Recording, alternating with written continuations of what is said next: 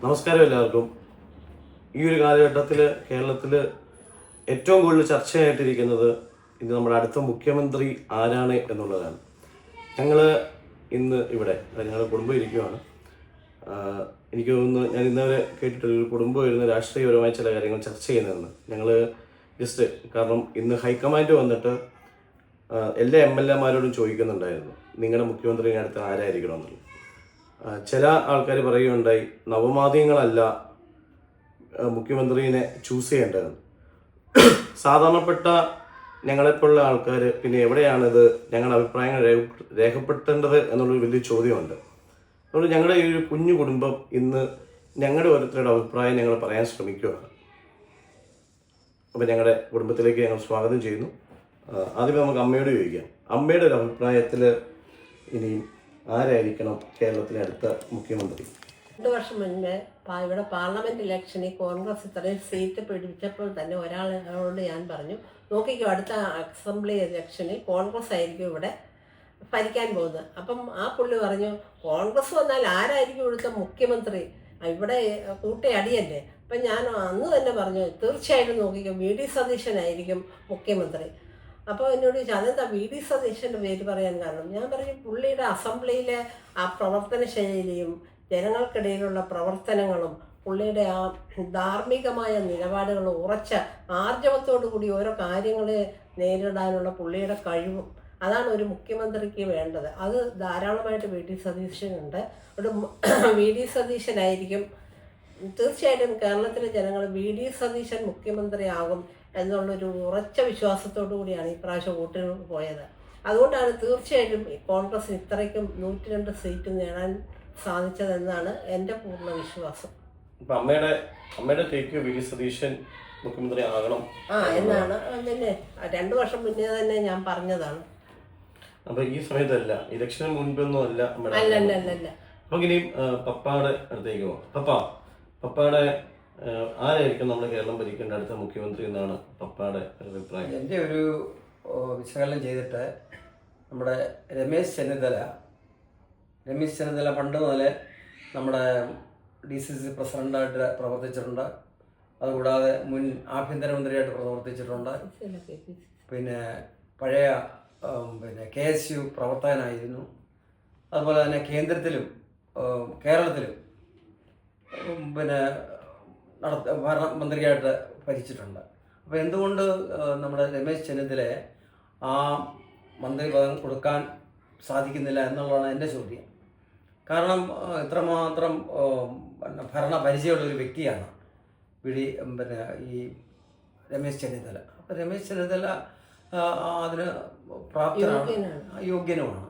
അപ്പോൾ അതുകൊണ്ട് എൻ്റെ ഒരു അഭിപ്രായം എന്ന് പറഞ്ഞു കഴിഞ്ഞാൽ രമേശ് ചെന്നിത്തലയെ മുഖ്യമന്ത്രിയാക്കുക എന്നുള്ളതാണ്. പപ്പാട് ടേക്ക് രമേശ് ചെന്നിത്തല ആകുക എന്നുള്ളതാണ്. അതെ. ജോമൻ ചേട്ടൻ്റെ നമുക്കൊന്ന് ചോദിക്കാം. ജോമൻ ചേട്ടൻ ലോകത്തിൽ പല സ്ഥലങ്ങളിലും സഞ്ചരിച്ച ഒരു അനുഭവ ജ്ഞാനമൊക്കെ ഉണ്ടാവും. ചിലപ്പോൾ ഹൈദരാബാദിലാണ്, അവിടുത്തെ രാഷ്ട്രീയം ചേട്ടന് ഫോളോ ചെയ്യുന്ന ഒരാളാണ്. കേരളത്തിലേക്കാളും ചേട്ടൻ പലപ്പോഴും പറയാറുണ്ട് പല കാര്യങ്ങളും, അവിടെ നടക്കുന്ന പല കാര്യങ്ങളും. ചേട്ടൻ്റെ ഒരു ടേക്ക് എന്താണ്? അടുത്തൊരു മുഖ്യമന്ത്രി കേരളത്തിന് ഇപ്പോഴത്തെ സാഹചര്യത്തിൽ ഏറ്റവും ബെസ്റ്റ് ഒരു ഓപ്ഷൻ അല്ലെങ്കിൽ ഒരു കാൻഡിഡേറ്റ് ഏറ്റവും നല്ലത്, കേരളത്തിൽ ജനങ്ങൾക്ക് ഏറ്റവും നല്ലത് ആരായിരിക്കാം എന്നുള്ളതാണ്.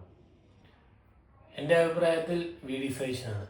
കാരണം എന്താണെന്ന് വെച്ചാൽ പണിയെടുക്കുന്നതിന് കൂലി കൊടുക്കണം. കാരണം 2021 കോൺഗ്രസിന് ആകെ കിട്ടിയ സീറ്റ് 22. കോൺഗ്രസ് അമ്പെ പരാജയപ്പെട്ട് ആകെ മോറലി ഡൗൺ ആയിരുന്ന അവസ്ഥയിലാണ് VD സതീശൻ ഈ ഒരു പ്രതിപക്ഷ സ്ഥാനം എന്ന ഉത്തരവാദിത്തം ഏറ്റെടുത്തത്. കഴിഞ്ഞ 5 വർഷം പുള്ളി മുമ്പിൽ നിന്ന് നയിച്ചാണ് 22 നിന്ന് 63 സീറ്റ് കോൺഗ്രസ് എത്തിയതും മുന്നണി 102 എത്തിയതും. അപ്പോൾ പുള്ളിയാണ് ഇതിനുവേണ്ടി കഴിഞ്ഞ 5 വർഷം ഈ LDFകാരുടെയും കമ്മ്യൂണിസ്റ്റ് പാർട്ടിക്കാരുടെയും മുഴുവൻ തെറിയും എല്ലാം കേട്ടത് പുള്ളിയാണ്. പിന്നെ ഈ ഒരു ഇലക്ഷൻ സമയത്ത് പോലും പുള്ളിയാണ് ഫുൾ കോൺഫിഡൻസ് ആയിട്ട് നിന്ന് 100+ എന്ന് കോൺഗ്രസ് ഒരു നേതാവ് പറഞ്ഞിട്ടുള്ളത് VD സതീശനാണ്. പുള്ളി പറഞ്ഞ പോലെ തന്നെയാണ് കഴിഞ്ഞ പല ഇലക്ഷനിലും സംഭവിച്ചതും ഈ ഇലക്ഷനിലും സംഭവിച്ചത്. അതുപോലെ തന്നെ പുള്ളിക്ക് വ്യക്തമായ കേരളത്തിൽ അടുത്ത 5 വർഷം നടപ്പാക്കേണ്ട ഒരു വ്യക്തമായ ഒരു പദ്ധതി പുള്ളി ഓൾറെഡി പറഞ്ഞിട്ടുണ്ട്. അത് തന്നെയല്ല, പഴയ ഒരു തലമുറയിൽ നിന്ന് പുതിയൊരു തലമുറയിലേക്ക് കോൺഗ്രസ് മുമ്പോട്ട് പോകണം. എന്നാൽ മാത്രമേ അടുത്ത ഈ ഒരു കോൺഗ്രസ് ഈ ഒരു കേരളത്തിൽ നിലനിൽക്കുകയുള്ളൂ.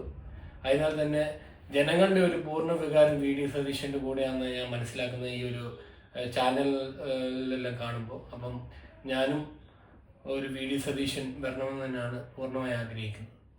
അപ്പോൾ ചേട്ടൻ്റെ ടേക്കും വി.ഡി. സതീശൻ എന്നുള്ളതാണ്. ഇപ്പം നമ്മുടെ കുടുംബത്തിൽ 2 പേര് വി.ഡി. സതീശനും ഒരാൾ രമേശ് ചെന്നിത്തല ആകണമെന്നാണ്. ഇനിയും എൻ്റെ ഒരു അഭിപ്രായം എന്താണെന്ന് വെച്ച് കഴിഞ്ഞാൽ ഉറപ്പായിട്ടും KCയും രമേശ് ചെന്നിത്തലയും അതേപോലെ വി.ഡി. സതീശനും 3 പേരും തുല്യമായിട്ട് യോഗ്യരാണ്. എല്ലാവർക്കും അവരുടേതായിട്ടുള്ള കഴിവുകളും അല്ലെങ്കിൽ പാർട്ടിയിലെ പരിചയസമ്പത്തും എല്ലാം ഉണ്ട്. പക്ഷേ ഞാൻ ഇന്നലെ ഒരു ഇത് വായിക്കുകയായിരുന്നു. ഒരു ഒരു ഒരു ചെറിയൊരു പോസ്റ്റാണ് നമ്മുടെ ഇവിടെയുള്ളൊരു അച്ഛനാണ് ഇട്ടത്. ഈ ഒരു ഇലക്ഷൻ കോൺഗ്രസ് തോൽക്കുകയായിരുന്നെങ്കിൽ, UDF ഭരണത്തിൽ വന്നില്ലായിരുന്നെങ്കിൽ ഏറ്റവും കൂടുതൽ ക്രൂശിക്കപ്പെടാൻ പോകുന്നത് അല്ലെങ്കിൽ ഏറ്റവും കൂടുതൽ ആൾക്കാർ ചീത്ത പറയാൻ പോകുന്നത് വി.ഡി. സതീശൻ എന്ന് പറഞ്ഞ വ്യക്തിനെയായിരിക്കും. പുള്ളിയാണ് അത്രയേറെ റിസ്ക് എടുത്തതും ബാക്കി എല്ലാവരും ഒരു സേഫ് പ്ലേ ആയിരുന്നു. അതായത് നമ്മൾ ഭരണത്തിൽ വരും എന്നുള്ള ഒരു ഉറപ്പാണ് എന്നൊക്കെയുള്ള ചില കാര്യങ്ങൾ. പക്ഷേ വി.ഡി. സതീശൻ വളരെ കൃത്യമായിട്ട് ആർജവത്തോടുകൂടി അന്നും ഇന്നും പറയുന്നുണ്ടായിരുന്നു 100-ന് മേളിൽ സീറ്റ് നേടി കോൺഗ്രസ് അല്ലെങ്കിൽ UDF അധികാരത്തിൽ വരും, അല്ലെങ്കിൽ വനവാസത്തിന് പോകും, രാഷ്ട്രീയ വനവാസത്തിന് പോകുമെന്ന് വളരെ ആർജവത്തോടുകൂടി പറയാൻ പുള്ളി കാണിക്കുന്നുണ്ടെങ്കിൽ അത് പുള്ളി ചുമ്മാ പറയുന്നൊന്നുമല്ല. വളരെ ഡേറ്റാസ് വെച്ചിട്ട് അല്ലെങ്കിൽ പുള്ളി അതിനെപ്പറ്റി പഠിച്ചിട്ടാണ് ആള് അത് പറഞ്ഞതെന്നുള്ളതാണ് എൻ്റെ അഭിപ്രായം. അപ്പം അതുകൊണ്ട് തന്നെ ഏറ്റവും കൂടുതൽ റിസ്ക് എടുത്ത ആൾക്ക് റിവാർഡും ഏറ്റവും കൂടുതൽ കിട്ടണമെന്നുള്ളതാണ് എൻ്റെ ഒരു അഭിപ്രായം. നേരത്തെ ജോമഞ്ചാനം പറഞ്ഞതുപോലെ തന്നെ ആൾ ഓരോ വിഷയത്തിനെ പറ്റി വളരെ കൃത്യമായി പഠിച്ച് ആൾ ചുമ്മാ ബ്ലണ്ടർ അടിക്കുന്നതിന് പകരം ഓരോ സബ്ജക്റ്റ് അല്ലെങ്കിൽ കേരളത്തിന് ഇനിയും മുന്നോട്ട് പോകാനായിട്ടുള്ള എന്തൊക്കെ ആയിരിക്കാമെന്ന് വളരെ കൃത്യമായ വിഷയങ്ങൾ പഠിച്ച് ആളുടെ തലയിലൊരു പ്ലാനൊക്കെ ഉണ്ട്. അപ്പം എന്താണ് നമുക്ക് മനസ്സിലാക്കാൻ സാധിക്കുന്നത്, ഇതൊന്നും ഭരണത്തിൽ കയറി ഭരിച്ച് തുടങ്ങുമ്പോൾ മാത്രമേ നമുക്ക് അറിയാൻ പറ്റുള്ളൂ. നമ്മൾ ആരും ഒരു രാഷ്ട്രീയക്കാരോ അല്ലെങ്കിൽ ഒരു പാർട്ടിയിൽ അംഗത്വമുള്ളവരൊന്നും അല്ല. അപ്പം അതുകൊണ്ട് തന്നെ നമ്മുടെയും അറിവ് പരിമിതമാണ്. നമ്മളും ഈ ചാനൽ ചർച്ചകളിലൂടെയും അല്ലെങ്കിൽ മറ്റ് പല സ്ഥലങ്ങളിൽ നിന്ന് കേട്ടിട്ടൊക്കെയുള്ള അറിവ് വെച്ചിട്ടാണ്. പിന്നെ ജനവികാരം ഉറപ്പായിട്ടും ആരും എനിക്ക് തോന്നുന്നില്ല വി.ഡി. സതീശൻ കാശ് മുടക്കിയാണ് ജനങ്ങളെല്ലാം ഇപ്പം ഈ റോഡിൽ ഇറങ്ങി വി.ഡി. സതീശൻ വേണ്ടി മുദ്രാവാക്യം വിളിക്കുന്നതെന്ന്. എല്ലാവരും അവരുടെ സ്നേഹം കൊണ്ടാണ് ഓരോ ഇതേപോലെ തന്നെ വീടുകൾ. കാര്യം ഞങ്ങൾ മുന്നിൽ വന്ന് ഞങ്ങൾ പറഞ്ഞേ ഉള്ളൂ. പക്ഷേ നമുക്കറിയാവുന്ന നമ്മുടെ ഫാമിലിയിലുള്ള പല ആൾക്കാരും അതേപോലെ നമ്മുടെ സുഹൃത്തുക്കളും നമ്മുടെ ഓഫീസിലൊക്കെ ഉണ്ടായിരുന്ന പല ആൾക്കാരും പറയുന്ന അവിടെ എല്ലാവരുടെയും ഒരു ഏറ്റവും വലിയ ആഗ്രഹം വി.ഡി. സതീശനാകണമെന്നാണ്. നമുക്ക് രാഹുൽ ഗാന്ധിയുടെ ആളുടെ പോസ്റ്റിന് താഴോട്ട് നോക്കിയാലും അറിയാം. എനിക്ക് 90% ഏകദേശം 161-170 കേക്ക് എടുത്ത് കമൻസ് ഉണ്ട്. അതിൽ 90% മേളിലും വി.ഡി. സതീശനാകണമെന്നാണ് അവരുടെ എല്ലാം ആഗ്രഹം. സോ ഇതാണ് ഞങ്ങളുടെ കുടുംബത്തിൻ്റെ ടേക്ക്. നിങ്ങളുടെ ആഗ്രഹം എന്താണെന്ന് നിങ്ങൾ പറ്റുവാണെങ്കിൽ നിങ്ങൾ കമൻറ്റ് ചെയ്യുക. നമുക്കെല്ലാവർക്കും ഇതേപോലെ വി.ഡി. സതീശൻ ആയ കൊള്ളാമെന്നാണ്. Thank you.